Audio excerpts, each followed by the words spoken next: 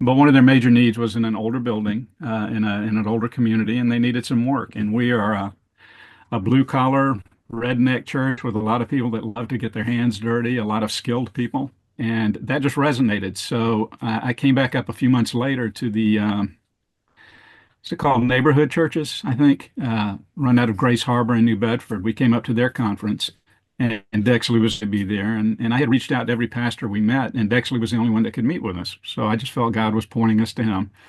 And he was at that conference. And then when it ended, we came over to visit his church. And just a great little story. I brought two laymen from our church, and one of them is a general contractor. And we were touring the facilities, and I asked Dexley what your greatest needs are. And David jumped in and said, I'll tell you what your needs are. He started listing everything that he felt they needed. And he's been with us on both mission trips. He's been up there on his own to help the church, just formed a bond with Dexley and some folks up there. So that's how it started. And it's been great since. I think we've been able to come alongside and hopefully be a benefit to them. How about you, Dexley? You want to add anything to the story? Yeah, I think my brother left no crumbs for me to pick up, but I think just to maybe add from my perspective, yeah, I think for us, it was an email that was sent out by Sharon to let us know that some pastors were coming up from the Jacksonville area to try to connect and with the hope of partnership coming out of that. And so, yep, we met on Atwell's Ave in Providence at one of the many Italian restaurants on Atwell's Ave. And yeah, got to share our stories and we connected. But then you're right. Come May, you guys had come up for the conference and you and Dave came to the church. We got to spend some time together just to talk about our vision, what we were hoping for, and yes, the many needs, the endless list of needs of our building. And so, yeah, just really thankful for it. I think it was really clear early on that you guys had a real sense of what our vision was and it was easy to see how partnership could form out of that. I mean, we met in May, and then July, you guys are here, right? Mhm. So 2 months later, so not a lot of preparation, a whole team comes up to do some work with us. And so you could, I mean, it was clear there was a lot of, there was a lot of shared vision about, regardless of the difference in context, you guys are in a rural area, we're in the city.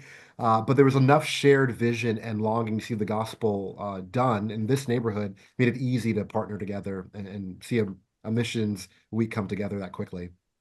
That's awesome. Well, it makes me happy to know that you guys connected so well. Because I don't always know. I try to listen when people are talking to me on both sides because I feel like if the connection is good, that mission can flow both ways. And that's one of our goals here is not for our BCNE churches just to receive everything, but how can we give back and build those relationships and encourage our partners or go down and help them? So I'm super happy to know that it's going well for both of you.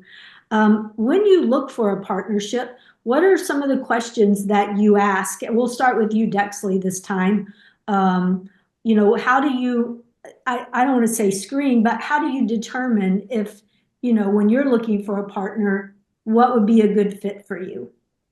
Yeah, I think probably the biggest thing is uh, humility and awareness.